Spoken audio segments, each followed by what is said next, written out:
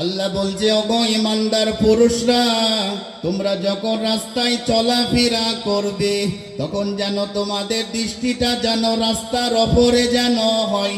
তোমরা এদিকে ওদিকে কারো জানলা দরজায় উঁকি ঝুঁকি মারবে না, কোনো মেয়ের দিকে তাকাতাকি করবে না, এবং তোমাদের লজ্জাস্থানের হেফাজত করবে।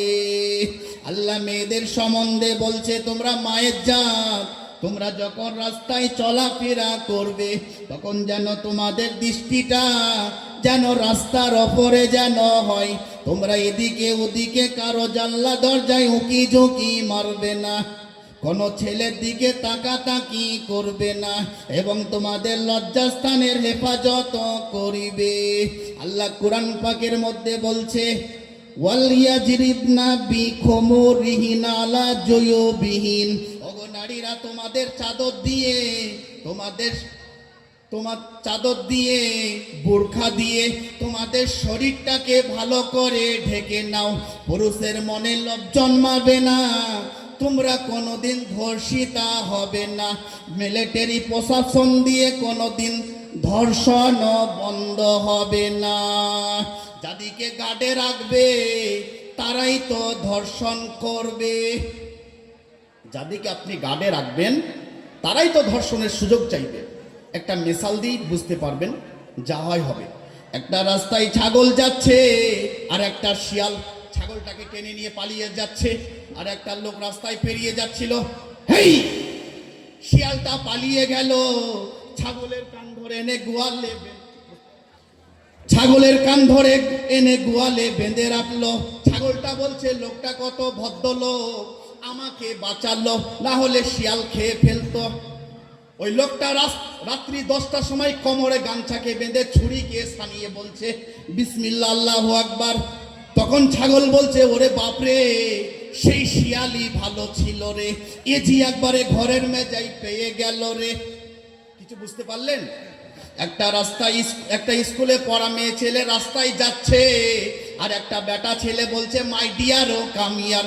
আর আমাদের থানার বড় বাবু বা আমাদের থানার অফিসার এসে বললে, ইডিয়েট, চল। ছেলেটা পালিয়ে গেল, মেয়েটার হাত ধরে এনে লকাবে ভরে রাখলো। মেয়েটা বলছে, অফিসার কত ভালো, আমাকে বাঁচালো। রাত্রি 10টার সময় অফিসার বলছে, মাই ডিয়ার কামিয়ার। তখন মেয়েটা বলছে, ওরে বাপরে, সেই কার্তিক ভোলা ভালো ছিল রে। কিছু বুঝতে পারলেন? আমার সিভিক ভাই, যে সমস্ত প্রশাসন ভাই যদি থাকেন, আপনারা কষ্ট নেবেন না। আপনাদেরকে আমি খারাপ বলিনি। কেন? আপনারা ভালো ঘরের ছেলে, ভদ্র ঘরের ছেলে, আপনাদেরকে খারাপ বলে আমার কি লাভ? এটা বিচার বলছি। রক্ষক যদি ভক্ষক হয়, অভিযোগ করবে কার কাছে? যারা বিচার করছে তারা যদি খারাপ হয়, বিচার করবে কার কাছে? তাই কলকাতা বলো, মুম্বাই বলো, সিউড়ি বলো, আর যেসব লজ বলো, আবার দেখবেন অনেক ছেলে মেয়ে স্কুলের পড়ার লেখার নাম করে, কলেজের নাম করে তাদেরকে লজে দেখা যায়।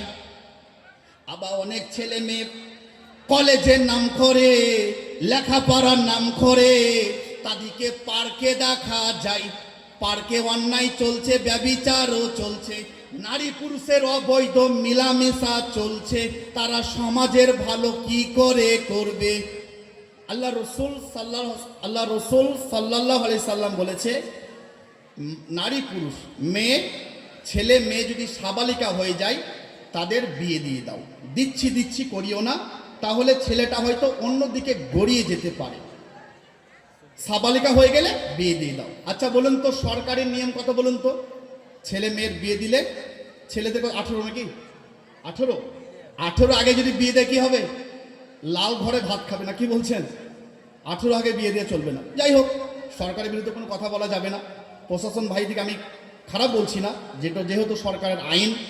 তবে একটা কথা আমি স্পষ্ট ভাষায় বলতে চাই, যখন বিয়েটাকে যেমন আটকিয়ে দিচ্ছ, বন্ধ করে দিচ্ছ, তাহলে যে সমস্ত পার্ক এগুলোকে খুলে রেখেছে, আমি সেদিন জালসা করতে গেলাম হরিশ্চন্দ্রপুর, মালদা স্টেশনে নেমেছিলাম, ওখান থেকে ট্রেন ধরে গিয়েছিলাম বা বাসে গিয়েছিলাম। তো মালদা স্টেশন থেকে, মানে মালদা স্টেশন ঢোকার আগে একটা পার্কে আছে বুঝলেন, সেখানে দেখছি কিছু মেয়ে বোরখা পরে তারা বোরখার অপমান করছে। সেখানে নারী পুরুষ অবৈধ মিলামিশা করছে, সেগুলো কিন্তু সরকার দেখতে পাচ্ছে না, সেগুলো কিন্তু সরকার বন্ধ করতে পারছে না, ওগুলোকে বন্ধ করতে হবে। তো রক্ষক যদি ভক্ষ হয় অভিযোগ করবে কার কাছে? আল্লাহ কোরআনের মধ্যে বলেছে, নারী যখন পেরিয়ে যাবে পুরুষ মাথা নামো করে পেরবে, তারা নিজেকে সতর্ক করে নিবে। দৃষ্টির বিনিময়ে দৃষ্টিপাত হলে তার মনের মধ্যে অন্য পাপ তার মনেতে জেগে যাবে। দৃষ্টির বিনিময়ে দৃষ্টিপাত হলে তার মনে অন্য পাপ জেগে যাবে। সেই কারণে যে ঘাটে মেয়েরা গোসল করবে সে ঘাটে বেটা ছেলেরা গোসল করতে পাবে না।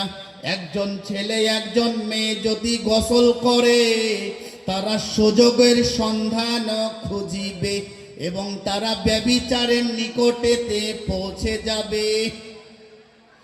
ইসলাম বলছে, কোরআন বলছে, তোমরা যখন কারো বাড়িতে যখন প্রবেশ করবে তোমরা তাদেরকে সালাম দিয়ে প্রবেশ করবে, তাদের অনুমতি নিয়ে তোমরা তাদের বাড়িতে প্রবেশ করবে।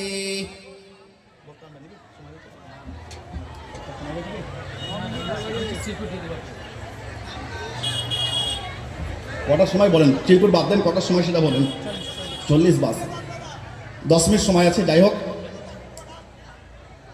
না হবে না গো বাবা, যেটা শুনুন, আপনাদের মেন বক্তা আছে, শুনবেন, তাদের আলোচনা শুনবেন, খুব সুন্দর আলোচনা করে। তো যাই হোক, আমি 10 মিনিটের মধ্যে আমার বক্তব্য শেষের দিকে টানবো।